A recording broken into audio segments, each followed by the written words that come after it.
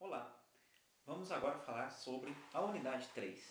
Observe no livro de vocês que a unidade 3 trabalha com um assunto específico. Nesse caso nosso, as receitas públicas.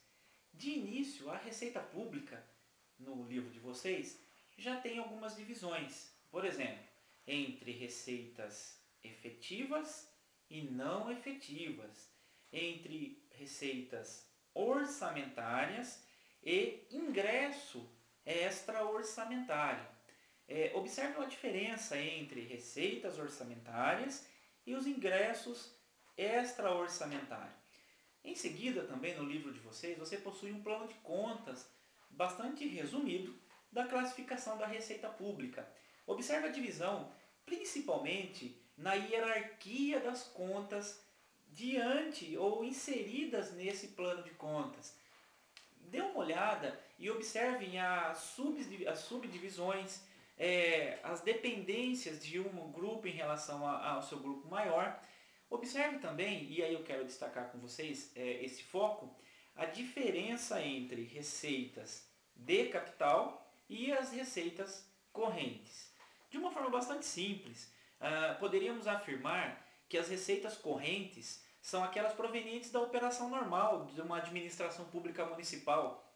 Por exemplo, o que seria um imposto normal que a administração pública municipal arrecadaria? IPTU, ISS, os repasses constitucionais vindo do Estado, da União, todas essas transferências constitucionais em que o município pode aplicar naquilo que lhe interessar ou naquilo que lhe for necessário.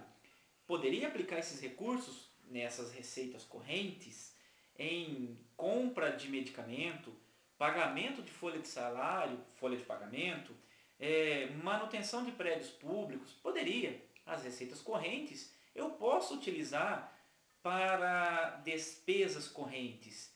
O município poderia utilizar a receita corrente para a compra de um imobilizado? Vamos pegar um exemplo. O município poderia pegar a receita arrecadada de IPTU e comprar um caminhão? Ora, eu estaria utilizando receita corrente para uma despesa que lá na unidade 4, nós vamos falar dela, uma despesa de capital. A questão é justamente essa. Eu posso utilizar uma receita corrente para compra ou pagamento de uma despesa de capital? Bom, a resposta é que sim, eu posso utilizar as receitas correntes para a despesa de capital. Agora, acompanhe comigo esse raciocínio. O município, por meio de convênios ou por meio de algumas transferências que ele possa vir a receber do Estado e da União, imaginemos que este recurso venha para o município por meio de uma assinatura de um convênio para a compra de um caminhão. Esta receita, ao entrar no município, qual é a classificação que você utilizaria? Receita corrente ou receita de capital?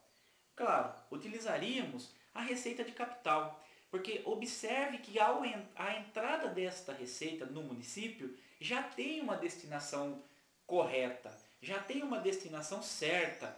Como nós utilizamos esse nome? Já é uma receita vinculada. Eu recebo esse recurso do Estado ou da União para a compra de um bem de capital.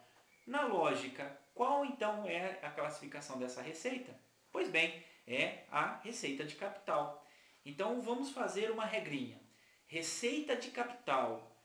Posso comprar, pagar, empenhar despesas de capital?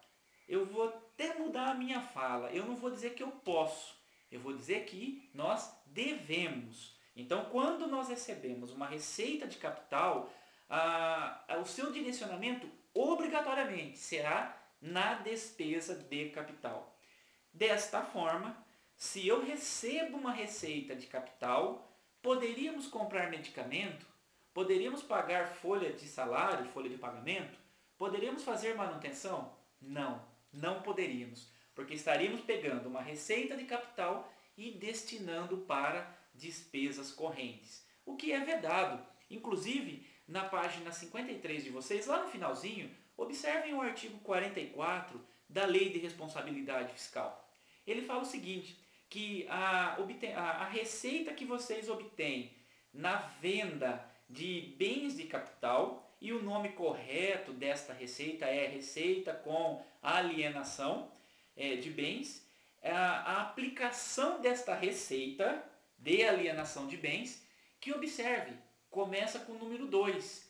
Observe que todas as receitas que começam com o dígito 2 são receitas de capital. Portanto, esta receita, a alienação de bens, é uma receita de capital. E a sua destinação somente poderá ser em despesa de capital. Observe que é vedada a sua utilização para despesa corrente. E no fim desta unidade 3, você tem as fases da receita, em que, na realidade, divididas em 4 etapas. Planejamento, que neste ponto nós já sabemos o que se trata. O que se trata essa parte de planejamento das receitas públicas? Nas unidades anteriores nós já falamos dele. É a parte de elaboração de PPA, LDO, LOA. Em seguida, nós temos a fase da receita pública que se dá pelo lançamento, em que eu reconheço quem me deve, qual é o seu valor. Na terceira etapa, bastante confundida com a quarta, ou seja, alguns afirmam que a receita pública possui 3 fases e não 4, como vocês têm no livro. A terceira etapa é a parte da arrecadação, em que o contribuinte efetua o pagamento. Observe que nós temos uma quarta etapa, que é a parte do recolhimento, em que a administração pública recebe o recurso vindo lá das instituições bancárias. Então veja que, portanto, na receita pública nós temos 4 fases: planejamento, lançamento, arrecadação, o momento que o contribuinte efetua o pagamento, e o recolhimento, o momento em que a instituição bancária transferirá o recurso para a Prefeitura, o Estado, a União. Ok? Nos vemos na unidade 4. Abraço.